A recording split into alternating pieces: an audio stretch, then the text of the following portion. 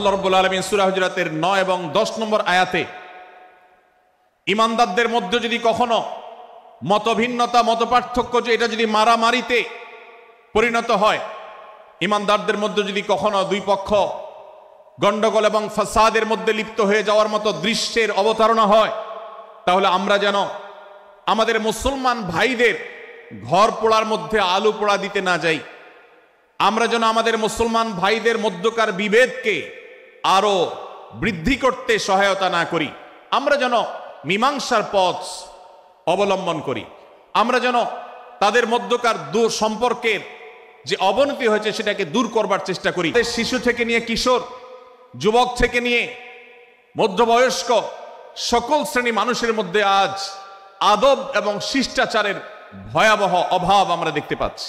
বিশেষ করে পশ্চিমা সংস্কৃতিকে জোর করে পুশ করাবার, সে সমস্ত এজেন্ডাকে বাস্তবায়ন করবার যে প্রচেষ্টা, ইসলামের কৃষ্টি কালচার এবং সংস্কৃতিগুলোকে ধুয়ে মুছে পরিষ্কার করবার জন্য শত সহস্র উদ্যোগ নিয়েছে। আমাদেরকে কোরআনের শিক্ষা ধারণ করে, কোরআনের শিক্ষাকে প্রচার করে, কোরআনের শিক্ষাকে প্রতিষ্ঠিত করে ব্যক্তির মধ্যে, ঘরে, পরিবারে, সমাজে, রাষ্ট্রে, সংবিধানে, আইনে, সংসদে, সর্বত্র কোরআনের শিক্ষাকে বাস্তবায়ন করে সেই সমস্ত ভিনদেশী অপসংস্কৃতি চাপিয়ে দেওয়ার ষড়যন্ত্রকে মোকাবেলা করতে হবে ইনশাআল্লাহ।